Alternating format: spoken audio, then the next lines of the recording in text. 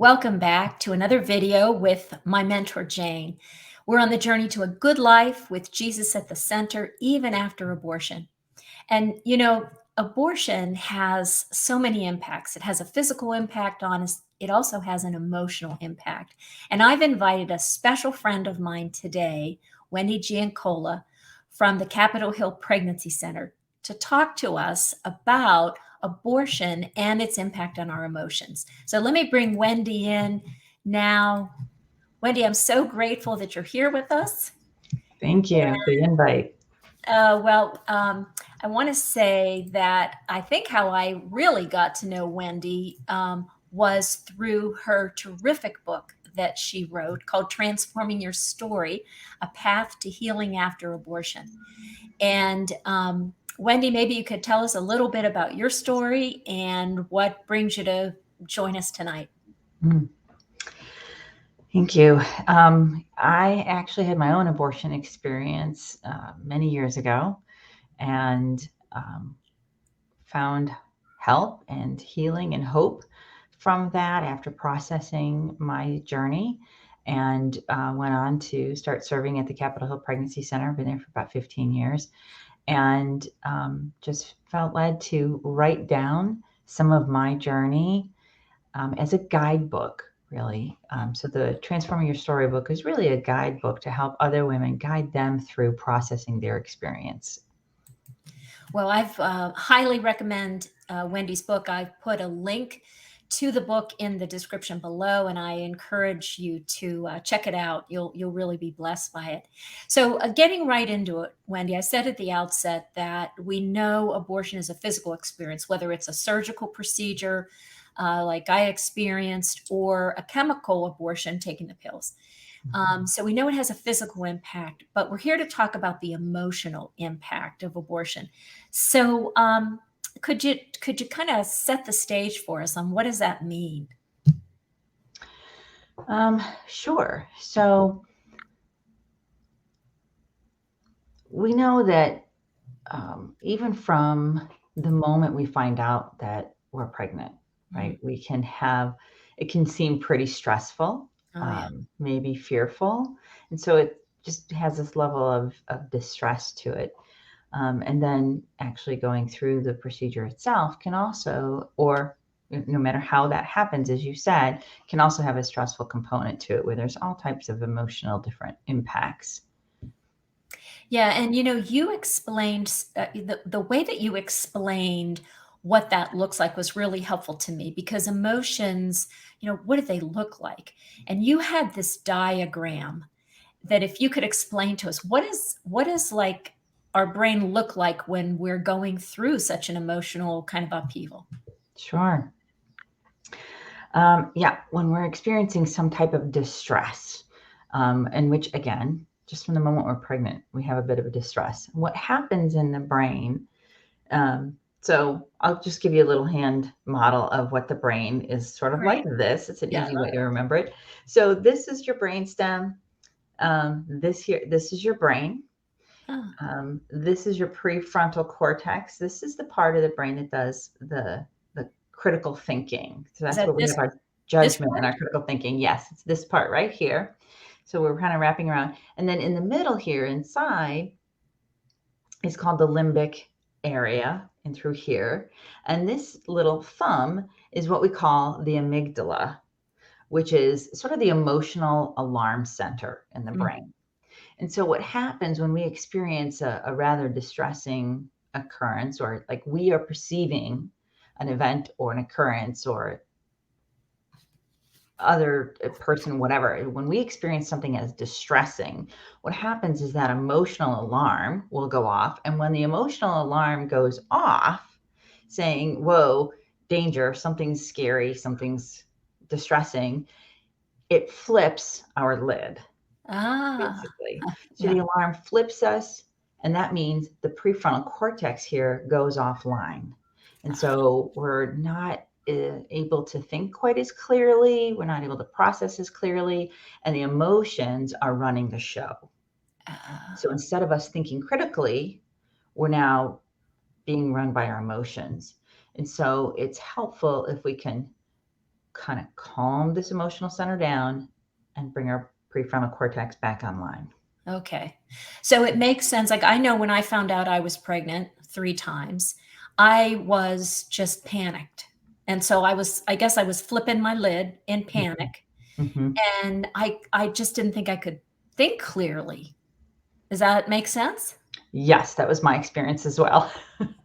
Yeah, and then, like, going to the clinic and even afterward, I just I mean, um, a part of it, I almost, like, on the table, thought I was having, like, this out-of-body experience, and then afterward, I didn't remember a lot, so I guess I was that I can't do it, like, as good as you do, but I guess I really was flipping my lid there.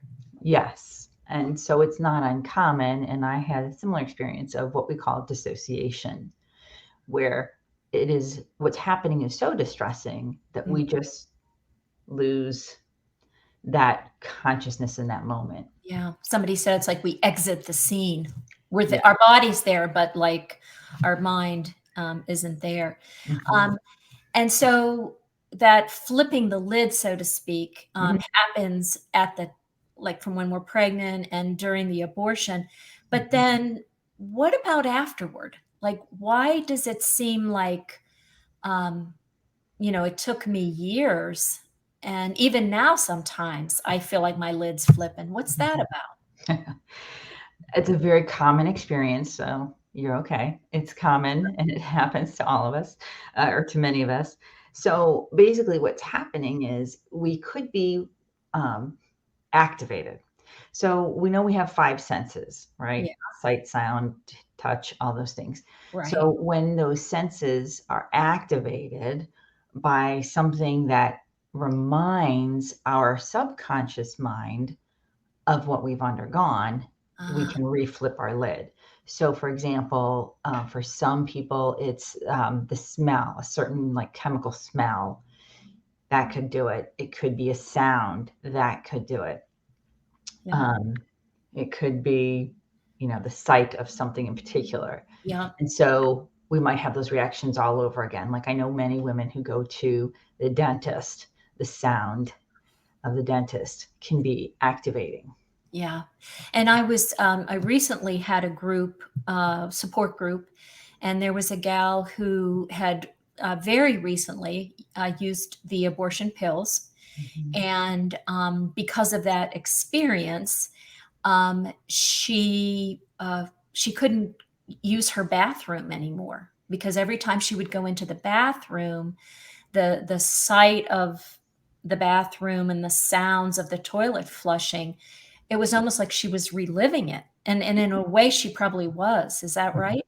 Yes, because the memory was triggered, even subconsciously. Yeah, yeah. And so, it's really helpful to know this, like, we're not crazy. Yeah. There's nothing, like, wrong. In fact, God made us so beautiful to be aware that we're in the midst of danger. Mhm. Um, so that's great, but, like, uh, what does it matter now that we understand this idea of being activated and flipping our lid? How can that help us, I guess is the question. Yeah. Well, by understanding that's kind of what happened, first of all, I think it just helps us to realize what you said earlier, we're not crazy, Yeah, right? And so knowing that it's not just us, and by understanding this happens, and it with it, it can bring all sorts of responses. Let me share that. Things like there can be some sleep disturbance. There can be, and we might want to try to calm ourselves down using, because we don't like this state. But if we don't know yeah, how to bring ourselves back down again, we may use other things to try to soothe ourselves in the moment. Whether it's like for some, it's drugs and alcohol, or food, or relationships, and that was me too, Jane. yeah, All yeah, those things. But we may start turning to other things to calm that system down. And also, if we don't process our story emotionally and process the emotions that are coming with it, because again, that's the emotional alarm. So you've got all these emotions going on, yeah, right? So if we don't process those, then those emotions can then seep out into other areas of our life, Mm. right? And I know I've experienced where then my anger shot elsewhere Boy, and that's for sure. started burning other people. Yeah. Boy, that's for sure. I totally relate to the anger, and also like these surges of weeping. Like Mhm. I just remember so many times feeling lonely and upset and just crying almost hysterically. And there wasn't anything really bad going on at the time, and I didn't understand it. Right. It was something in your brain was being activated from the previous. And so by being able to calm down, and again, the importance of processing it Yeah. with another.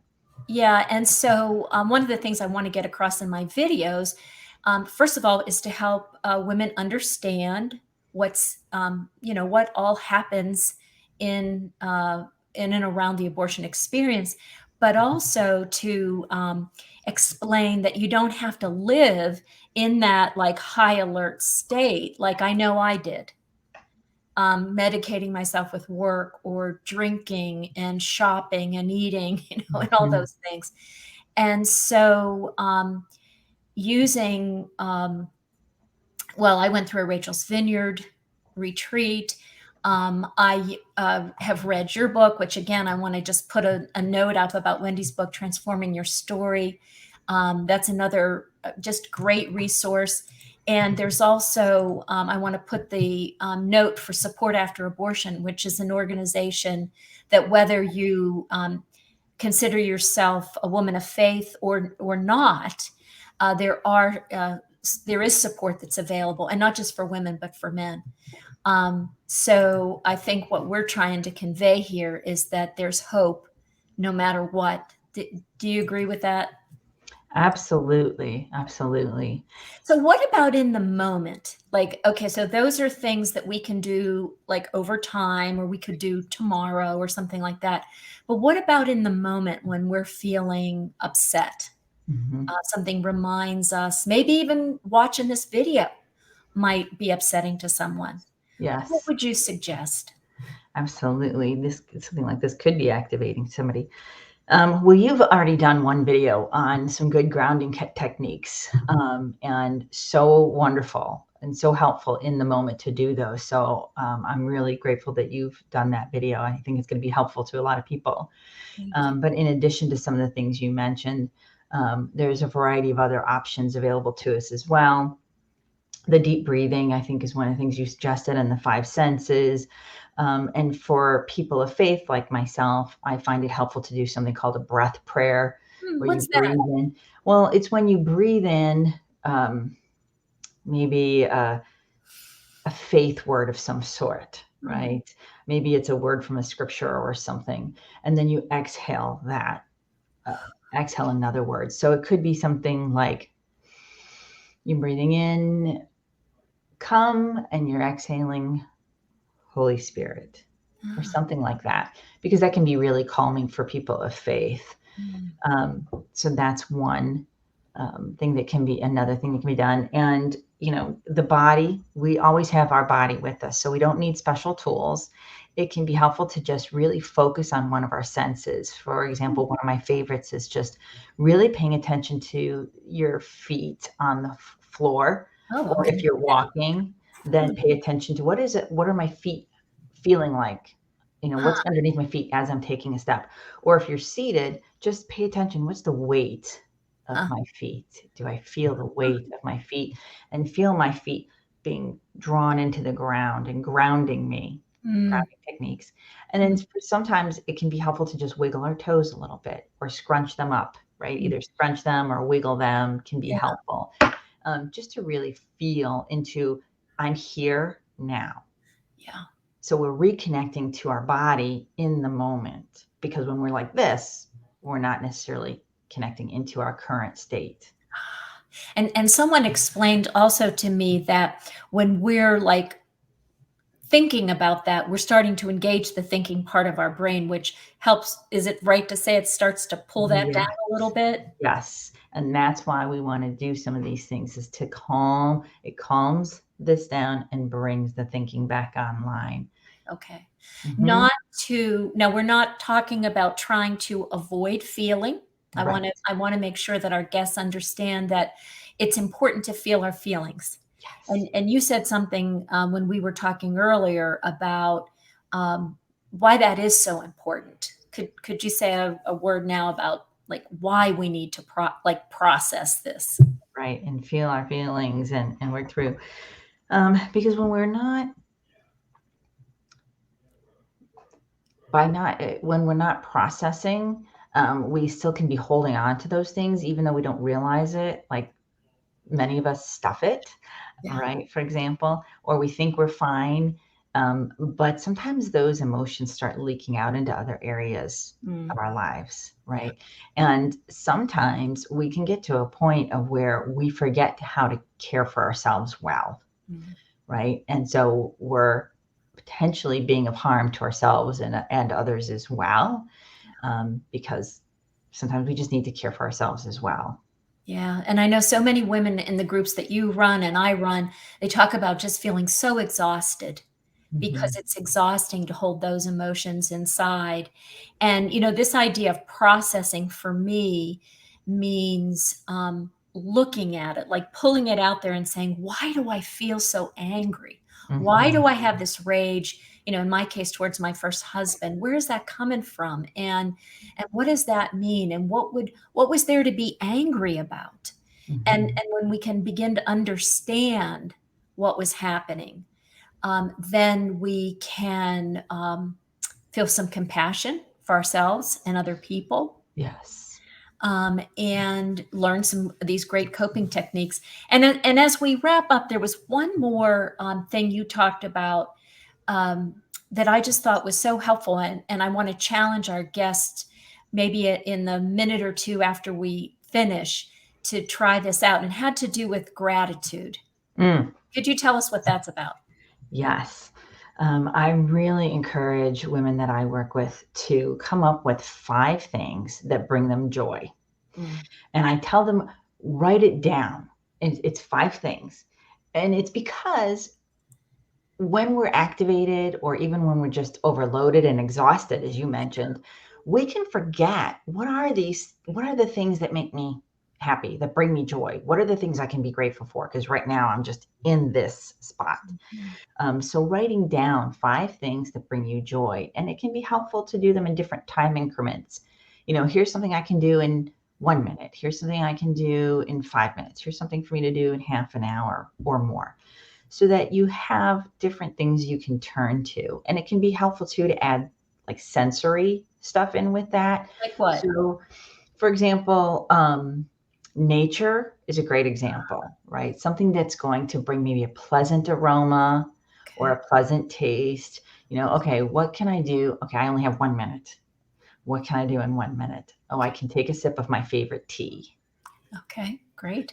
What can I do in 5 minutes, Yeah. or more, right? So it's Oh, just that's great. 5 things that bring us joy. Maybe it's going and petting my dog. Yeah. Dogs are a great way to bring down the distress. Boy, that's for sure. That's why I have 4 cats. There you go. And you know, I do include in all of my videos in the description a song, a Christian song Oh, yeah. that you know, using the hearing senses Yeah. really helps me. You know, Wendy, you have been so amazing tonight. I really have just learned so much, and it's so great to be with one of my sisters here on the journey to a good life. And I just want to thank you for being here and sharing all that you know. And I hope you'll come back. Definitely. Thank you so much. For years, I assumed feeling anxious was just the way I am. It never occurred to me there was another way to live. I even prided myself on being a perfectionist, even though I was a nervous and hard to please boss. You know, having 3 abortions isn't the only reason I was an emotional wreck, but I understand now how those experiences caused me to flip my lid, and how afterward, anything that reminded me of my abortions reactivated fear and shame. And that was no way to live, and not what God intended for me. If you want to know more about emotional healing after abortion for both women and men, check out these videos.